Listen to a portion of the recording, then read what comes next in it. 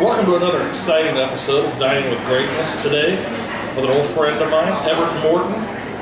We are at Luigi's Pizza, downtown Louisville. Everett, what'd you go with today? I went with 2 slices of pizza. Same pizza. I'm a pizza fan. It was pretty good. You've never been here before, though, right? Yeah, it's my first time. But you're from Louisville. Okay. First trip here. First trip. I pass it all the time, but I just kept forgetting it was here. You said you like pizza, right? Yes, sir. How often? How many times during the course of a month will you get pizza? How big a staple of your diet is it? I may eat pizza at least.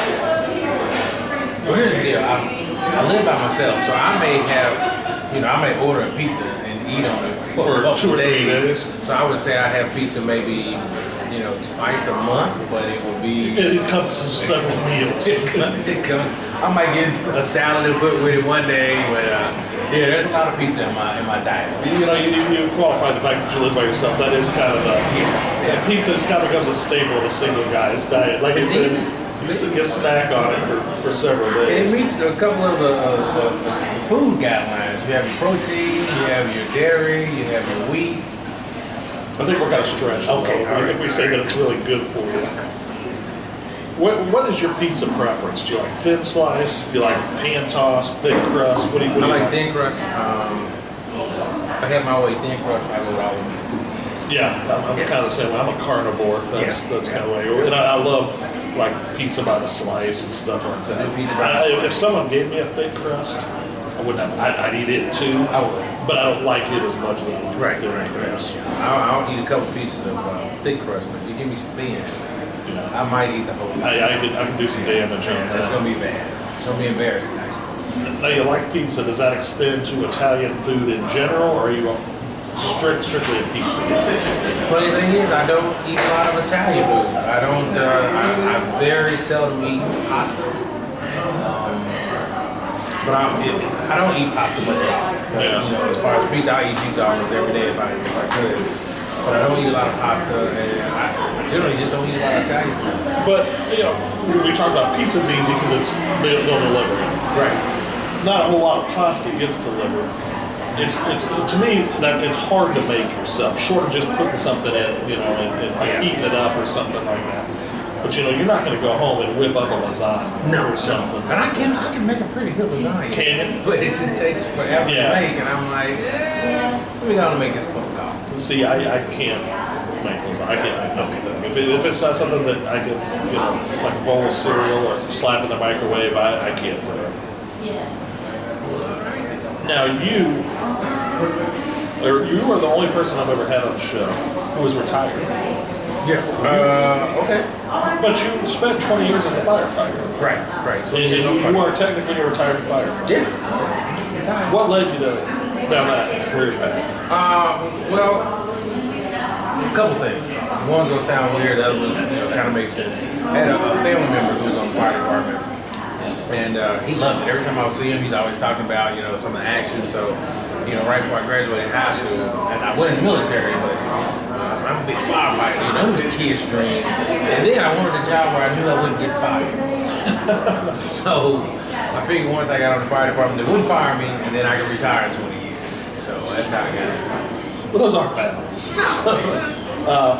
Now, I don't know a whole lot about being a firefighter. Do you have, once you're on the force, staff, crew, whatever, do you have a specialty, or do you kind of have to learn everything? Or actually, you do have to learn everything, but at the time when I went in, they were adding EMT. So at the time, there was probably 2 classes before me that were trained EMTs. So you had like maybe 90% of the fire department were not medically trained. So when I came in, I was trained. So we had to learn everything plus that. So then we started doing EMS runs. I got you. Yeah. Over the course of a year, how many fires would you get called out for? From small to large, I'd probably say, over the course of a year, maybe 20. When you weren't fighting fires, what all What all would you do? Was this going to schools, educational type stuff? We did a bunch of community work. We tested fire hydrants. We went to some downtown. In some of the larger buildings, you had to go and test their fire sprinklers. I got you. So there was a lot of stuff we had to do on top of actually fighting the fire. But the biggest thing was we may have done 20 fires a year, but we did thousands of EMS runs. I got you. It was crazy. Did you ever drive the fire? I did drive the fire. How hard is that to drive? Well, it's not hard, but it is hard depending on what part of the city you're in. So I would think downtown it would be no fun. If you had like some open road, you could really step on it. Like the suburbs, you can get into. Yeah. But downtown, you got to watch the traffic, people, these smaller alleyways, and so it gets a little tricky. But it was fun. Do you like to drive? Aside from a fire engine, do you like to drive? No. You don't? I had my way. I want somebody to drive me, or I'm flying. So that's my next question. So you do like to fly? And actually, it's a funny thing. I hate to fly. It's just the fastest way to get there. I don't want to drive anywhere, so I'll suffer for a couple of hours. Well, then, next question I was going to ask: how long a trip does it have to be before you'll be like, okay, you know what, I'm going to fly instead of drive? Anything over, I'd say 8 hours. Okay, well, that's still not bad. I mean, because that would be like, so you would drive to St. Louis as opposed to fly. Yeah, I would drive to St. Louis. You drive to Chicago. I drive to Chicago, Atlanta, Nashville. Because see, I like to drive, but that's about the same range as me. Once it gets above like 8 hours, I'm like, okay, you know what, this is too much. Well, it's funny. The longest trip I've ever drove was 27 hours. Really? Did you go straight, or did you? No, I drove. Spend a night somewhere. 13 hours. Yeah, I drove. Is when I drove from here to Phoenix. I drove from here to the outskirts of Oklahoma. I slept and got up and finished the rest of the way. Oklahoma City. So when you do drive, would you rather be by yourself, or would you rather have somebody with you? By myself. What do you have on the radio? Do you listen to music, talk radio? Do you want a sporting event on? I'm on music. All right. Yeah, preferably something I can sing to. Yeah. So, yeah. What? Well, give me a couple examples of what you well, like old school hip hop, old school Yeah. R&B, like Bobby Brown. I got you. LL Cool J. Oh, Cool J. Heavy D. Cool D. No, not really. Not a big Cool D fan. Not a big Cool D. But you did like Heavy D. I didn't like Heavy D. Yeah. What about you on your car? Maintenance. So you good at doing the upkeep and everything? I'm not handy when it comes to mechanics. No, I can't do anything myself. I can fix something around the house, but if the car breaks down, I'm lost. Yeah, and you know what? I think it used to be a time where a lot of folks could do some of their own, or a lot of their own repairs on the car. Anymore, it's not so much being a mechanic, it's being a computer, it's being an IT guy. It's all computers, and I really think you can probably do more harm than good, other than just changing your oil. I used to change my oil all the time, and of course it was an older car, but it's technology, and you don't have to change your oil as often, and there's Then you've got EPA stuff now. You can't just get the oil and dump it. You got to do it right now. Go down the sewer.